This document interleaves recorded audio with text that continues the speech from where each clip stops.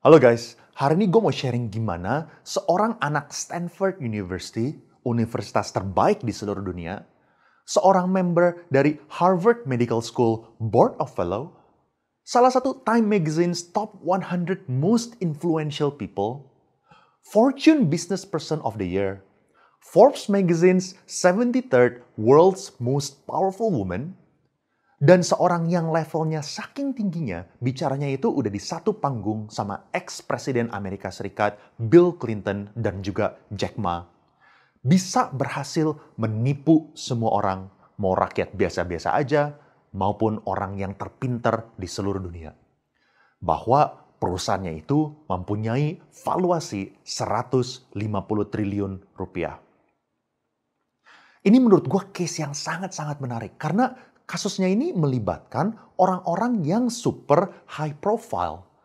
Dari investornya aja itu udah ada Rupert Murdoch, pemilik dari Wall Street Journal, dan orang terkaya di Amerika ke-76. Lalu Larry Ellison, pemilik Oracle, dan orang terkaya di Amerika ke-8. Dan juga Betsy DeVos, yaitu ex-menteri pendidikannya Amerika. Kok bisa mereka ketipu sama Elizabeth Holmes yang saat ini umurnya masih 30-an tahun? Sebelum gue mulai, jangan lupa untuk like dan subscribe karena akan sangat membantu channel ini untuk terus berkembang dan bisa terus sharing mengenai topik-topik keuangan, bisnis, dan personal finance. Bikin video kayak gini tuh bener-bener makan waktu dan effort yang besar, jadi thank you banget kalau misalnya teman-teman kasih supportnya ke gue. Oke, let's go! Gue akan bagi video ini menjadi 3 bagian. Pertama, perjalanan Theranos. Kedua, aksi kamikaze salah satu investor Theranos yang menghanguskan investasinya gara-gara dia membuka kebobrokan Theranos. Ketiga, apa yang kita bisa pelajari dari sini? Theranos adalah perusahaan startup di bidang kesehatan yang dimulai oleh Elizabeth Holmes pada tahun 2003. Saat Elizabeth Holmes masih umur 19 tahun dan kuliah di Stanford University. Theranos itu dapat namanya dari gabungan kata-kata therapy dan diagnosis, karena misinya adalah to facilitate the early detection and prevention of disease and empower people everywhere to live their best possible lives. Atau intinya adalah untuk memfasilitasi deteksi dini dan pencegahan penyakit. Barang yang dijual oleh Theranos itu adalah mesin Edison yang menjanjikan bahwa dengan hanya beberapa tetes darah atau 1/1000 dari darah yang biasanya diambil dengan cara yang biasanya itu pakai jarum, Theranos itu tuh bisa mendeteksi kanker, diabetes, kolesterol, dan penyakit-penyakit lainnya secara otomatis dengan mesin yang jauh lebih murah. Ini harga-harga dan testing-testingnya yang kalian bisa lihat di sini. Jadi pain point yang mau di-solve sama Theranos itu ada 3. Pertama, harganya itu semata kaki dibanding kompetitor. Kedua, nggak usah top sama suntikan, soalnya sekarang jauh lebih nggak sakit. Terakhir dan ketiga adalah menyelamatkan nyawa karena dia bisa melakukan 1000 tes yang jauh lebih cepat. Otomatis, ini adalah sebuah produk yang revolusioner. Perusahaan startup yang dimulai tahun 2003 ini berhasil mendapat pendanaan sebesar 724 juta dolar dengan valuasi 10 miliar dolar di tahun 2013-2014 dan mempunyai board member yang all-star. Kalau misalnya tadi gue di awal udah share investor-investornya, salah satu cara Elizabeth Holmes berhasil mengundang mereka adalah karena Elizabeth Holmes berhasil mendapatkan kepercayaan George Shultz untuk menjadi salah satu board of director di Theranos. George Shultz adalah seorang yang sangat influential di politik Amerika, soalnya dia beberapa kali menjadi menteri pada zaman administrasi Nixon dan juga Ronald Reagan. Intinya, dia sangat percaya dengan misi mulia Elizabeth Holmes dan dia merekrut political figure lainnya, termasuk 3 ex-menteri Amerika, dan juga mempromosikan Elizabeth Holmes ke publik. Ini membantu Elizabeth mendapatkan kepercayaan dan pendanaan dari investor-investor ternama. Elizabeth Holmes terinspirasi buat menjadi inovator dan merubah dunia. Dan dia sangat terobsesi dengan Steve Jobs. Contoh, dia pakai baju turtleneck hitam yang sama kayak Steve Jobs kemana-mana. Dia kerja dengan agensi pemasaran yang dulu Steve Jobs pakai. Dia rekrut ex-pegawai-pegawai Steve Jobs. Dia panggil mesin Edison itu the iPod of healthcare. Dan di tahun 2013, Theranos berhasil partneran dengan Walgreens, salah satu farmasi terbesar di Amerika, untuk melakukan pengecekan darah menggunakan mesin Edison. Dan pada tahun 2014 dan 2015, Theranos melakukan 1,5 juta pengecekan darah. Tapi ternyata mesin Edison itu enggak berfungsi. Kalian bayangin, udah ditaruh di cabang-cabang Walgreens, farmasi terbesar di Amerika, ngetes 1,5 juta pasien. Ternyata akhirnya semua tes 2 tahun terakhir yang dijalankan sama mesin Edison itu nggak valid. Ini benar-benar gila kan? Kalian bayangin, ngetes darah, tiba-tiba kalian tuh dibilangin bahwa kalian tuh punya kanker atau autoimun yang sebenarnya kalian nggak punya.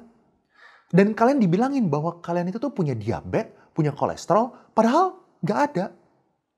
Atau sebaliknya, justru lebih parah lagi, punya kolesterol, punya diabetes, tapi hasilnya itu bilang bahwa kalian itu tuh 100% sehat. Ini case yang benar-benar terjadi loh di Amerika. Bisa kebayangkan seberapa paniknya kalian, seberapa stresnya kalian, dan mungkin di sana udah ada yang akibat tesnya itu salah, kehilangan nyawa gara-gara mereka nggak tahu, mereka harusnya ada treatment. Akhirnya kok bisa kebongkar? Dan again, ini ceritanya tuh nggak habis-habis menariknya. Yang membongkar ini adalah sebuah report yang akhirnya menjadi viral yang dibikin akibat kerjasama antara dua pihak. Pihak pertama adalah karyawan Theranos sendiri, Erica Chung dan Tyler Schultz. Dan pihak kedua adalah Wall Street Journal. Gue ulang sekali lagi. Tyler Schultz, Wall Street Journal. Tyler Schultz, Wall Street Journal. Tyler Schultz, Wall Street Journal. Familiar nggak? Orang-orang yang super high profile. Dari investornya aja itu udah ada Rupert Murdoch, pemilik dari Wall Street Journal, dan orang terkaya di Amerika ke-76. Kepercayaan George Shultz untuk menjadi salah satu board of director di Theranos. Yes, Tyler Shultz ini adalah cucunya George Shultz yang salah satu board of directornya Theranos, dan Wall Street Journal itu adalah salah satu media yang dipunyain sama Rupert Murdoch, investornya Theranos sendiri.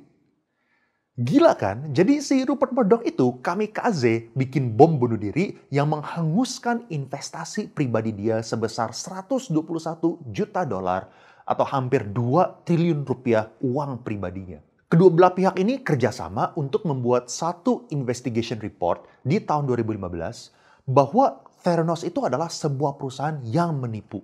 Akhirnya terbukti bahwa di laboratorium Theranos, mereka sering ngedit-ngedit hasil dari mesin Edison. Dan Elizabeth juga memastikan kerahasiaannya itu dijaga. Sampai akhirnya Theranos mendapatkan investasi yang besar dan juga menjual produknya ke Walgreens.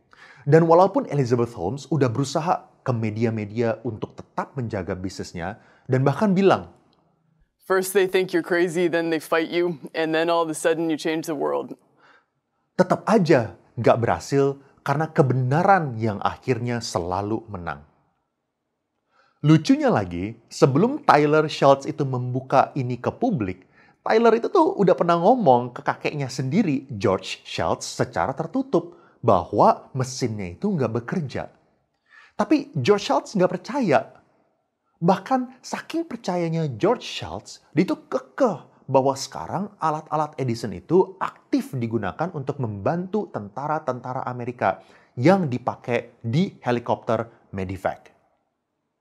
Jadi George Shultz ini udah bener-bener percaya banget sama si Elizabeth Holmes sampai relasi kakek cucu akhirnya rusak. Bahkan Elizabeth Holmes juga udah berusaha ngomong ke Rupert Murdoch sendiri supaya Wall Street Journal stop investigasi dan reportnya yang bakal merusak nama Theranos. Dan hebatnya, Rupert Murdoch nggak mau. Padahal dia udah investasi 2 triliun loh di perusahaannya. Yang lucu, kok bisa anak buah Elizabeth Holmes ini kan pada tahu mengenai perubahan-perubahan data dan penipuan-penipuan yang dia lakukan. Kenapa selain Tyler Shultz sama Erika Chung, nggak ada anak buah lain yang berani ngomong? Jawabannya adalah Elizabeth Holmes berhasil membuat sebuah budaya kerahasiaan di perusahaannya. Misalnya, melarang karyawan mereka untuk diskusi proyek mereka dengan karyawan di departemen lain, dan juga memaksa advisor dan board member untuk tanda tangan perjanjian Non-Disclosure Agreement atau NDA yang melarang mereka untuk berbicara sama pers. Sejak tahun lalu, di tahun 2021, Elizabeth Holmes udah mulai disidang. Tapi akhirnya terhambat akibat COVID-19 dan juga Elizabeth Holmes sedang hamil. Hasil dari sidang ini harusnya udah keluar pada tanggal 18 November 2022. Mungkin pas di video ini udah keluar. Jadi, apa yang kita bisa pelajarin? Kalau misalnya dipikir-pikir, lucu juga ya. Case ini tuh punya banyak kemiripannya sama case Ferdy Sambo yang lagi heboh. Dua-duanya ngebikin shock satu negara, dua-duanya melibatkan banyak anak buah yang mengikuti perintah atasan walaupun mereka tahu itu salah. Dua-duanya berhasil bikin orang-orang level tinggi percaya bahwa cerita dialah yang benar. Dua-duanya lagi ngadepin sidang saat ini. Dua-duanya menimbulkan kemarahan publik. Dan dua-duanya berpotensi untuk dipenjara. Dan yang paling disayangi adalah dua-duanya ini sebenarnya mempunyai masa depan yang benar-benar cerah kalau misalnya bukan gara-gara kebohongan yang mereka lakukan. Kurang apa sih Elizabeth Holmes? Anak Stanford, orang yang good looking, dan seorang yang sebenarnya bisa kalau misalnya dia mau benar-benar jadi wirausaha yang benar. Oke, so 3 hal yang kita bisa pelajari. Pertama, mau seberapa pintar kita tuh harus menjadi seorang pintar yang mendengar. Kalau di sini kita diingatkan bahwa orang pantas mendengar, lambat berkata-kata, lambat marah. Jadi kalau misalnya lo George Shultz dan udah pernah jadi menteri 4 kali kayak dekat sama presiden kayak, kalau misalnya ada orang yang ngomong, mau staff di level yang paling bawah kayak, mau cucu kayak, dengerin dulu. Jangan langsung bilang bahwa dia itu tuh salah. Di sini kita diingatkan untuk selalu menjadi good listener. Kedua, sebagai investor, kita harus jadi jauh lebih cermat dan jangan terlalu mudah percaya. Lakukan due diligence sendiri, lakukan research sendiri. Semua ini nggak bakal terjadi kalau misalnya investornya itu cek pakai mesin Edison. Habis itu dibanding sama hasil lab test yang lain. Ini investasinya 2 triliun loh satu orang. Emangnya nggak bisa tawarin ke salah satu staff dia gratis? Siapa yang mau cek darah? Ini gue ada mesin Edison. Dan gue juga sekalian bayarin ya tes yang konvensional. Sekalian gue mau cek barang ini bener atau enggak. Paling nggak bisa 3 juta. 3 juta kan nggak ada artinya dibandingkan sama 2 triliun. Apalagi, menariknya, kok bisa investornya itu nggak ada satupun yang mempunyai background di bidang kesehatan? Soalnya kalau misalnya ini emang segitu bagusnya, pasti ada dong perusahaan-perusahaan, hospital-hospital, perusahaan yang ngebikin obat di bidang kesehatan yang mau invest dari awal. Mereka kan punya kepentingan yang sangat besar. Terakhir, ketiga, kita harus belajar sama Erika Chung dan Tyler Shultz. Mereka berani melawan institusi sebesar itu, bahkan kakeknya sendiri, karena mereka percaya bahwa yang mereka lakukan itu adalah hal yang benar. Kita harus lebih berani mengungkapkan kebenaran. Walaupun bedanya di Indonesia, kita harus sedikit lebih strategis mainnya. Soalnya kalau misalnya terlalu frontal, di Indonesia membongkar-bongkar kebobrokan oknum, malah nanti kita yang kena undang-undang ITE lagi.